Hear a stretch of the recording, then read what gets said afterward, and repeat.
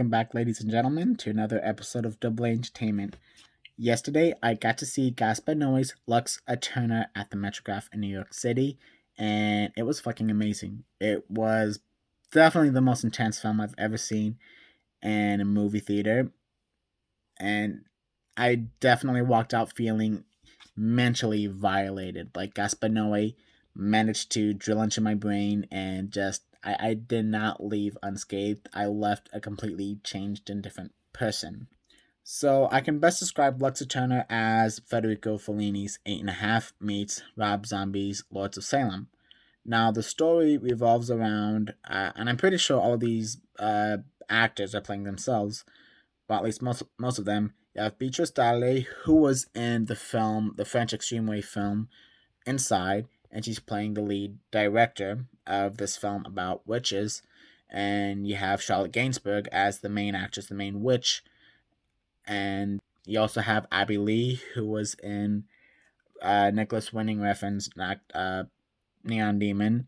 You have Claude Gahan Mall, who played the mother in Climax, had a locker kid in the electric utility closet, and Carl Glusman, who was also in Nicholas Winding Refn's Neon Demon, Gaspar Noé's Love, and Nocturnal Animals. So you have a pretty decent all-star cast.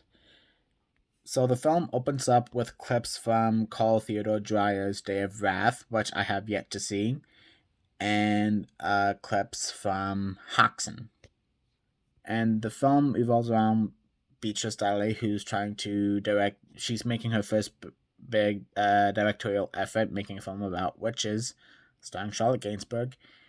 And as we all know, rule number one about filmmaking: nothing goes according to plan. And there's definitely a lot of tension on set. You even have Abby Lee, who's freaking the fuck out because she's the only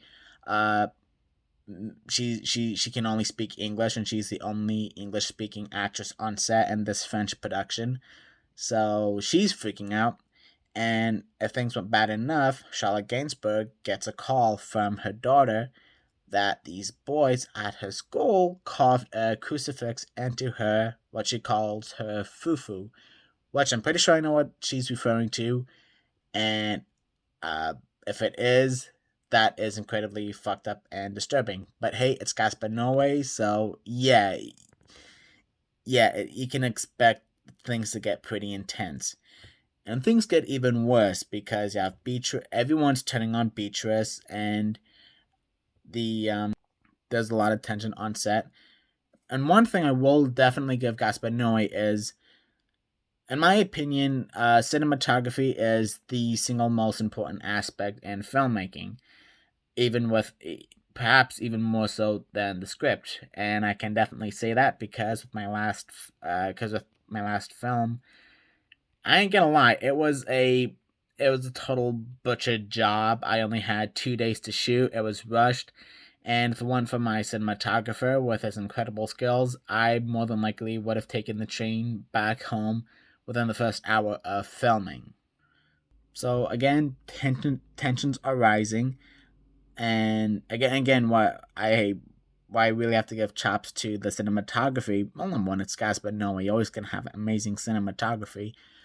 And out of this 51-minute film, I can definitely say at least a good third of the film was stuck on this one shot of the three actresses tied up on the wooden stakes being burnt alive. However, throughout the film, we hear thunder in the background and it keeps getting worse and worse and worse.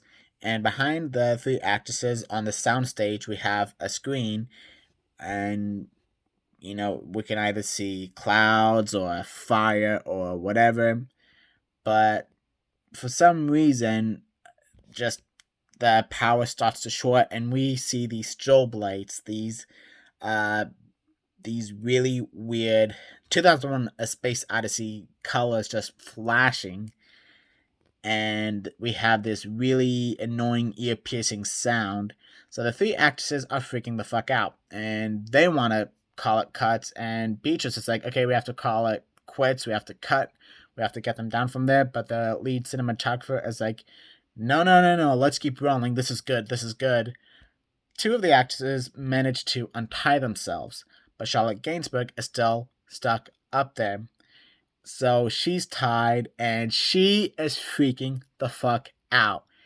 And I felt like Charlotte Gainsbourg sitting in this theater. I was freaking the fuck out. And it reminded me of a quote from Alfred Hitchcock where he said, if you have a bunch of people on a roller coaster and that roller coaster derails and flies off the tracks, the screams are not going to change. The screams will remain the exact same. And that's what the film ends. We just have Charlotte Gainsbourg freaking the fuck out. We have these strobe lights. And I remember sitting in the theater and the film ends with these strobe lights, these flashing strobe lights. And at a point, we slowly see this crucifix appear on screen. And I'm pretty damn sure we even saw the frame widen on the screen. And I'm sitting there, I'm like, okay, I officially lost my marbles. I officially went off the deep end. I'm tripping balls. And that's where the film ends. So, yeah, did I do a shit job talking about this film? Absolutely. But it's a Gaspar Noé film. I don't know how else to describe it. I don't know how else to analyze it. But there you go. Federico Fellini's 8.5 meets Rob Zombie's Lords of Salem, directed by Gaspar Noé. It's definitely the 2001: A Space Odyssey of the 21st century.